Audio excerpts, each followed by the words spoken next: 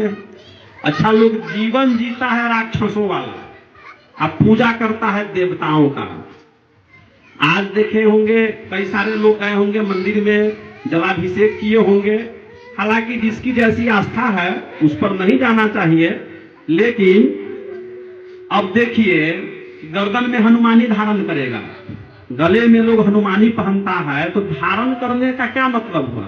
धारण करने से आशा है कि आप अपने जीवन में उसको उतारते हैं, आपकी धारणा वैसी होनी चाहिए, उसको कहते हैं धारण करना।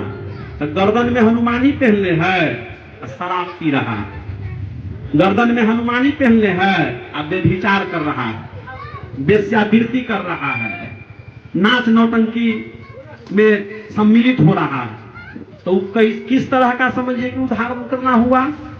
हनुमान जी को कोई व्यक्ति कहीं पर देखे हैं किसी फोटो में, पोस्टर में, कैलेंडर में या टीवी सीरियल में कि एगो हाथ में बोतल है, एगो हाथ में चिकना है, एगो गोरुहा है, एगो गोरुहा है, गदा उन्नी उल्टल है, देखे हैं कोई व्यक्ति? आप अगर असल में धारण करना चाहते हैं तो आपका जीवनचर्या उस तरह का हो जाना चाहिए, तब हुआ धारण करना। कई लोग कहते हैं कि हम रामानंदी हैं, कई लोग कहते हैं कविपंथी हैं, कई लोग कहेंगे कि हम जैन हैं, कई लोग कहेंगे कि हम ईसाई हैं, कई लोग कहेंगे कि हम बौद्धिस्ट हैं, हम बुद्ध को मानते हैं। अरे भाई, ये सब मजहब जो है, सर्वप्रथम हम लोग मनुष्य हैं, इस धराधाम पर हम लोग मनुष्य होकर के आए, तब विभिन्न जाति पाति धर्म संप्रदाय मजहब में बटे हुए, तो पहले मानव तो हो जाइए, आप में मानवीय वृत्ति आ जानी चाहिए, आप पहले मनुष्य हो जाइए, उसके बाद साधु संत जाति पाति धर्म संप्रदाय तो बाद की बात है, लेकिन मानवता से बड़ा कोई धर्म नहीं। तुलसीदास जी कहे कि परहित सरस धर्म नहीं भाई, पर पीरासम नहीं अधमाई। और साहब भी कहे आपको कि साधु का जो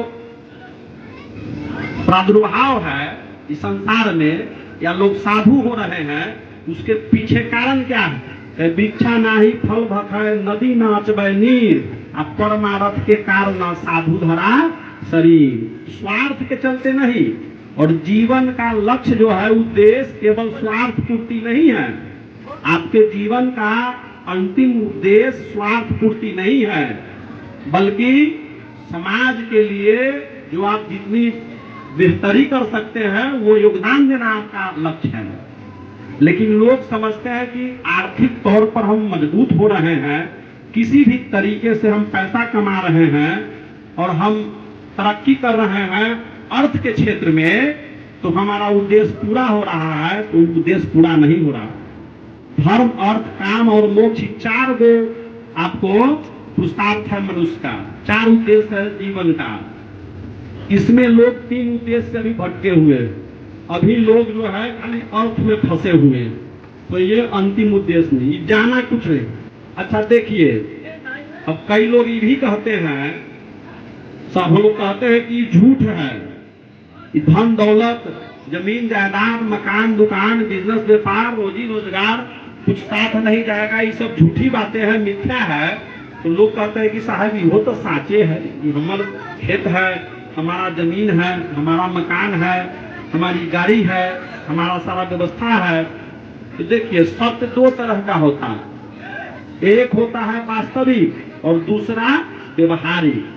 तो व्यवहारिक सत्य ये सब है, ये सब व्यवहार में लाने के लिए, उपयोग उपभोग करने के लिए है, न कि आपके साथ जाएगा। ये वास्तविक सत्य नहीं है, व्यवहारिक सत्य है, ये आपके साथ नहीं जाएगा, सब इसी संसार में रह जाएगा। दुनिया दौलत माल खजाना दुनिया में रह जाएगा, मुट्ठी बांधे आया बंदे हाथ पसारे जाएगा। याद रख वो सिकंदर के हौसले तो वाली थे, जब गया दुनिया से तो दोनों हाथ खाली थे। विश्व विजेता सिकंदर भी गया, कुछ लेकर के नहीं गया। कलिंग युद्ध के बाद चक्रवर्ती सम्राट अशोक जो थे वो संन्यास ले लिए, उतना हिंसा देख करके, मारकाट देख करके उस संन्यास ले लिए।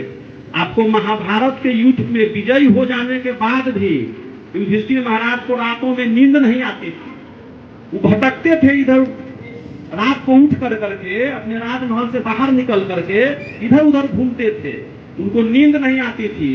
अजीब अजीब तरह का स्वप्न आता था। तो कृष्ण महाराज से कहे युधिष्ठिर महाराज कि इतना हिंसा हुआ, इतना नरसंहार हुआ, इतने लोगों की मृत्यु हो गई इस लड़ाई में, इस राजपाट के चलते कि हमको नींद नहीं आता, तरह तरह का कानून सुनाई देता है, रात को सब विचलित करता है हमको, इसीलिए न यज्ञ हुआ था। उसी के लिए आपको युधिष्ठिर महाराज से यज्ञ करवाए थे, जिसमें कि सुपर सुदर्शन आए तब जाकर के घंट बजा था। तो ये हिंसा, हत्या, लूट, भ्रष्टाचार, व्यभिचार, बलात्कार, चोरी, डकैती, बेईमानी में लोग लगा हुआ है, तो वो एकदम अधर्म के रास्ते पर है। कुछ भी कर ले, मंदिर जाए अथवा मंदिर बना ले, लाखों करोड़ का दान कर दे, धर्म नहीं, वह धर्म है, वह धर्म के रास्ते पर चल रहा है। साहब कहे कि 5 पहर धंधे गए, 3 पहर गया सोए, आ 1 पहर गुरु भक्ति बिनु मुक्ति कैसे होए। अब लोग दिन रात धंधे में लागल है, तो कुछ धर्म का भी काम होना चाहिए, कुछ जो है आपको ईश्वर का भी नाम लेना चाहिए। अब नाम भी कैसे लेना चाहिए, अब उसमें भी झंझट है।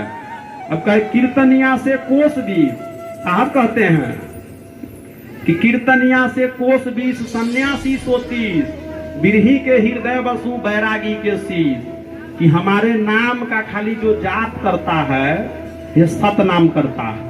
अब कोई रामानंदी व्यक्ति है तो राम राम करता है, सीता राम करता है, जय श्री राम करता है, जो भी जिस धर्म में जिसकी आस्था है वो केवल नाम जापक है, केवल नाम का जाप करता है, तो ओकरा से हम 20 कोस की दूरी पर है। अब कई सारे लोग भ्रम में फंसा देते हैं कि तुलसी बाबा कहे कि कलयुग केवल नाम आधारा, और सुमरी सुमरी नर उतरहु पारा। तो तुलसीदास जी के कहे अनुसार लोग समझते हैं कि कलयुग में चोरी, डकैती, हिंसा, हत्या, बलात्कार, कदाचार, व्यभिचार हम करते रहे और सीताराम करते रहेंगे तो हमारा पार लग जाएगा, कल्याण हो जाएगा। नहीं, तो वही तुलसी बाबा तो फिर आगे कहे हैं आपको कि कर्म प्रधान विश्व करी राखा, जो जस कर ही सो तस फल चाखा। तो आप एक बात को लेकर बैठ जाते हैं, लेकिन अब आगे जो कहे हैं उस बात पर तो अमल नहीं किए। साहब कहे कि कीर्तनिया से कोस 20, खाली नाम जाप करने वाले से हम 20 कोस की दूरी पर हैं। और सन्यासी 130, सन्यास धारण करके, जैसे मोटी माया त्याग देना, माया का 2 रूप है, एक मोटी और दूसरा झीनी। तो मोटी माया कहते हैं कि लोग परिवार का त्याग कर देता है, गांव समाज का त्याग कर देता है, बेटा बहू का त्याग कर देता है, कमंडल उठा करके कहीं दूर गांव में चला जाता है, या फिर आपको किसी वन में जा करके अपना कुटी बना करके, आश्रम बना करके रहना शुरू कर देता है। साहब कहे कि वैसे सन्यासी से 30 कोस की दूरी पर हम हैं, कि खाली मोटी माया का त्याग किया, अभिमान उसके भीतर से नहीं गया। अति विशिष्ट व्यक्ति की धारणा उसके भीतर है। कैसे कि हम इस सत्संग में आए और हमको तुरंत अगर व्यवस्था नहीं मिला, आसन नहीं मिला तो हम भड़क जाएंगे। हम आए तो हमारा पूछा ना, ये फन्ना माई जुलूम का बात हो गया। आप अगर कहीं पर जाइए और पहले आपको कोई चीज प्राप्त नहीं हुआ, नहीं दिया गया, तो आप अब कुपित हो जाइए। बहुत सारे संत भी होते हैं कि ओ हम जो है संत हैं के लिए हम चरने न बने, चनामित काहे लेंगे भाई, हमारा चरने नहीं बनाया, हमको बंदगी नहीं किया है। तो ये सब क्या है, झीनी माया, माया का ही रूप है। ये अहंकार को दर्शाता है, आपके अभिमान को, आपके घमंड को दर्शाता है। तो इसको कहे हैं ये झीनी माया है। कहे मोटी माया सब तजय, झीनी तजी न जाए, कितने पीर औलिया, ये झीनी सबन को खाए। मान जो है, मान अभिमान, ये झीनी माया। तो सन्यास धारण करके जंगल में चले गए, लेकिन मान नहीं गया उनका, अभिमान अहंकार नहीं गया। तो वैसे सन्यासी से कहे कि हम 30 कोस की दूरी पर हैं, कि हम 30 कोस की दूरी पर हैं। कीर्तनिया से कोस 20, सन्यासी 130, बिरही के हृदय बसु बैरागी के शीश। तो बिरही से मतलब है कि जो प्रभु को याद करता है, जो परमात्मा को अपने हृदय में रखे हुआ है, याद करता है, तो वैसे व्यक्ति के हम हृदय में वास करते हैं, जिसके हृदय में दया है, करुणा है, क्षमा है, शील है, संतोष है, तो उसके हम हृदय में कहे बैरागी के शीश। अब बैराग किसको कहिएगा? कहे कि बैराग विषय त्याग बैराग है।